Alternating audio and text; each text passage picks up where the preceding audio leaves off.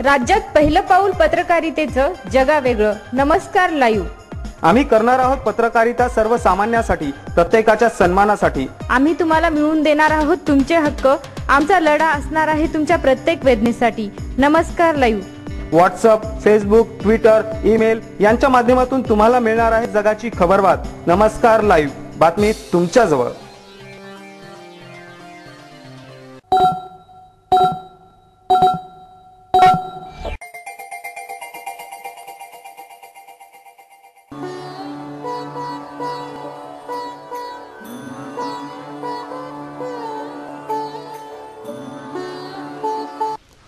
नमस्कार, मी भुजंग चव्हाण. आपण ऐकत आहात नमस्कार लाईव्हचं सायंकाळचं बातमीपत्र.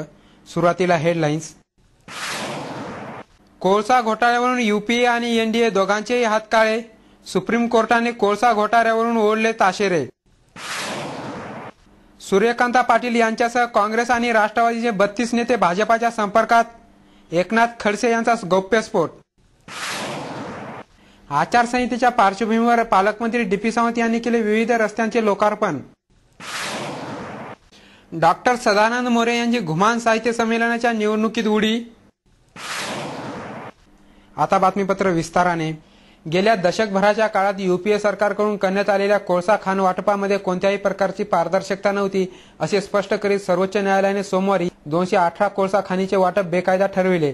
सध्या तरी न्यायालयाने हे वाटप रद्द केले नसून त्या संदर्भात केंद्र सरकारसह इतर पक्षकारांचेही मत मागितले आहे. पुढील सुनावणीमध्ये वाटप रद्द करण्यासंदर्भात निर्णय घेण्यात येईल असेही न्यायालयाने स्पष्ट केले आहे.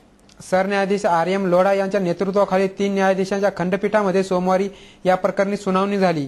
कोळसा खाणीचे वाटप करताना जे सूत्र वापरण्यात आले ते अजिबात पारदर्शक आणि समन्यायी नव्हते.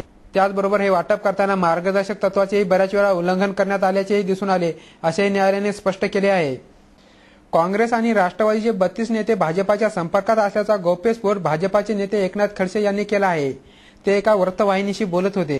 यात त्यांनी राष्ट्रवादी काँग्रेसच्या संस्थापक सदस्य, माजी केंद्रीय मंत्री सूर्यकांता पाटील, माजी मंत्री विजयकुमार गावित, माजी मंत्री बबनराव पाचपुते, आमदार किशन कथोरे यांच्यासह अशोक चव्हाणांचे मेहुणे भास्करराव पाटील खतगावकर यांचाही समावेश असल्याचे म्हटले आहे.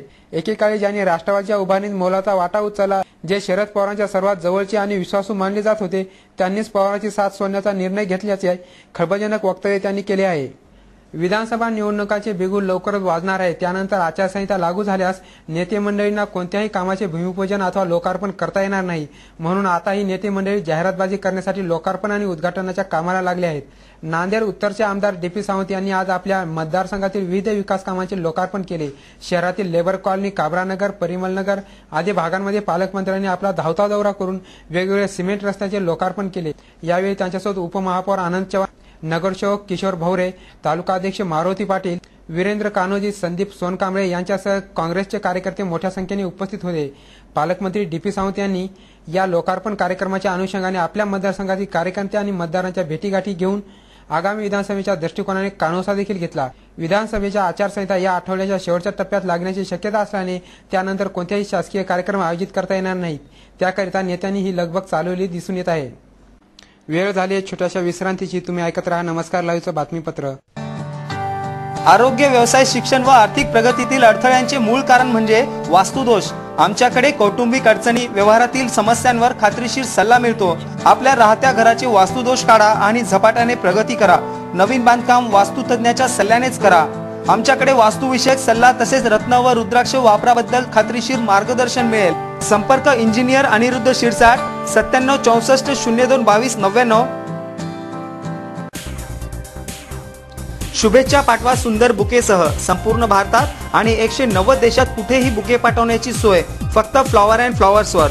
Bouquet, stage decoration, room decoration आणि कार डेकोरेशनचे सृजनशील नाव flower and flowers, centre point, Shivajinagar, Nanded. संपर्क 73 50 62 56 56. प्रत्येक समारंभाची रंगत वाढवतात ती फुलं आणि फुलाची रंगत वाढवतात flower and flowers.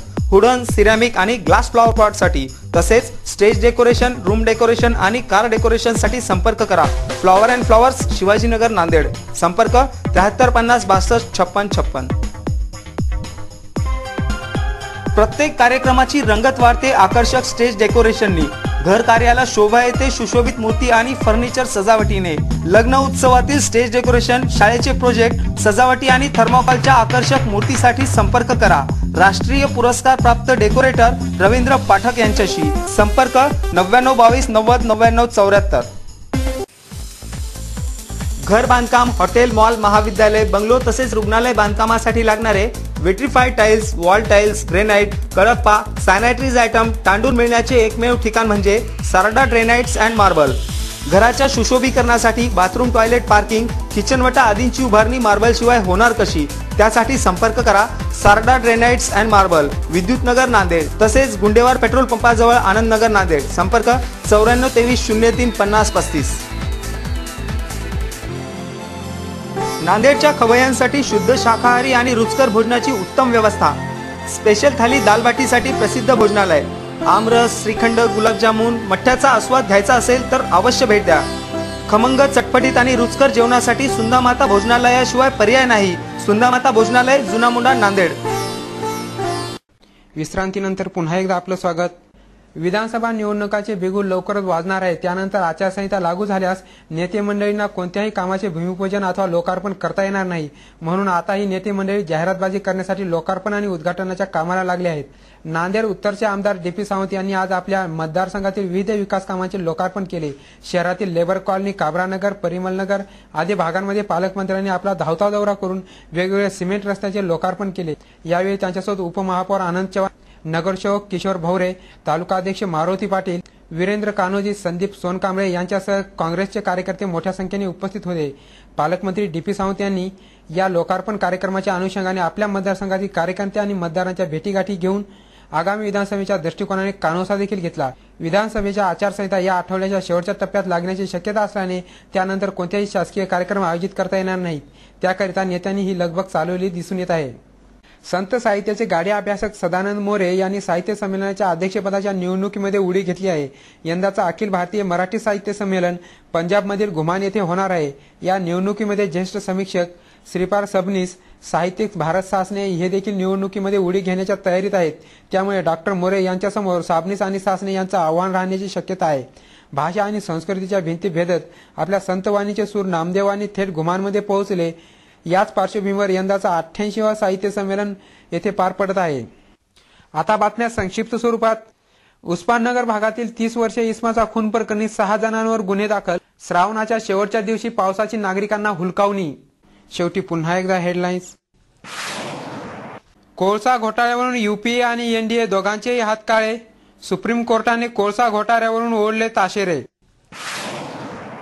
Suryakanta Patil यांच्यासह काँग्रेस आणि राष्ट्रवादीचे 32 नेते भाजपाच्या संपर्कात. एकनाथ खडसे यांचा गौप्यस्फोट. आचारसंहितेच्या पार्श्वभूमीवर पालकमंत्री DP सावंत यांनी केले विविध रस्त्यांचे लोकार्पण. डॉक्टर सदानंद मोरे यांची घुमान साहित्य संमेलनाच्या निवडणुकीत उडी. आणि याचबरोबर नमस्कार लाईव्हचं हे बातमीपत्र संपलं. पुन्हा भेटूया. नमस्कार.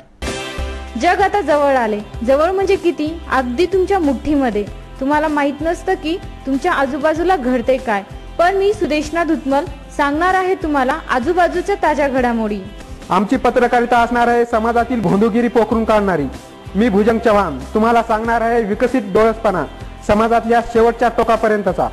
मी प्रशांत चलिंद्रवार तुम्हाला देणार आहे आज, आत्ता आणि ताबडतोब घडलेली प्रत्येक बातमी सखोल विश्लेषणासह.